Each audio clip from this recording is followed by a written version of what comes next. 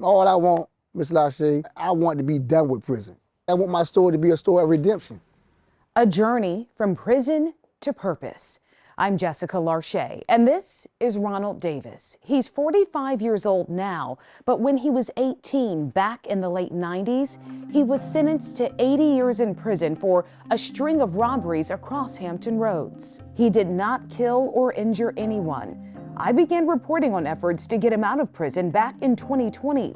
Community outcry followed, with support from state leaders calling his sentence excessive. And before Governor Ralph Northam left office in 2022, he set a December 2023 release date for Davis, ending his time served at 26 years. 1 year since his release from prison, I'm following through, showing what Davis is doing with his second chance. I'm living my everything that I laid back in that bunk at night and dreamed about, I'm living it. Ronald Davis' road to redemption is filled with faith in God. I never lost faith. I never lost it. Faith in his family. That's the best part of it, her, you know. Being together is the best part. Yeah, that's the best part of it. I always had hope because he made me have hope because he wouldn't give up. And faith for forgiveness. Do you see making the most of this second chance as an apology to the people that you robbed? Yeah, one was definitely. I owe him that. I owe him that to come out here, you know, and you know, be successful and show him that, you know, that I'm not that same person I was 20 something, almost 30 years ago. About a year ago, we were sitting right here in this front yard, and you had just come home. Hey. What is this like for you a year later, Ronald, to be free on a second chance? It haven't all been, you know, roses, but I'm living the dream. Soon after Davis gained his freedom, he got his very first job. What's that in your hand, Ronald? My pay stub. He told me about it in February. Yep. What does that mean to you, Ronald? It means the world to me. But he was laid off. Feeling sorry for myself, you know, because I'm applying for every job I can. And they do the background check. I'm disappointed because I'm out here with a record of somebody that's supposed to still be in prison. They see you on paper, but they don't know who you've become. They don't know. He turned to Tidewater Community College and entered a program to get his commercial driver's license. Took the CDL road test one time, passed it.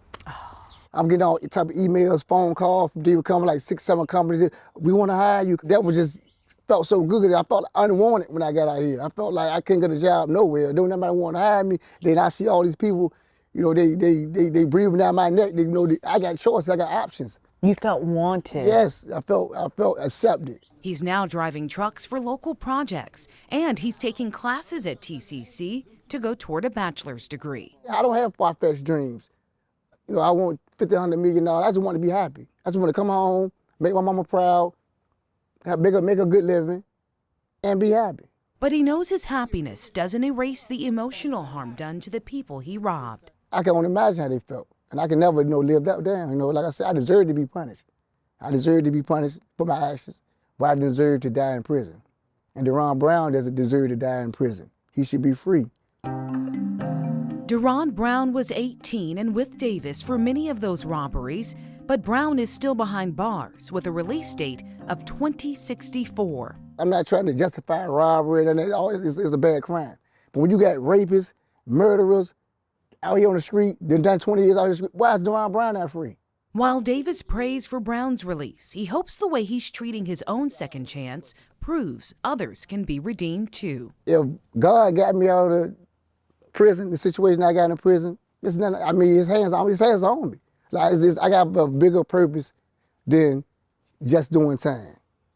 Law students at Washington and Lee University are working on Brown's case. It's the same university that worked on Davis' case. I'll follow through on their efforts. In the meantime, you can see my reporting about how lengthy sentences disproportionately affect Black men at WTKR.com.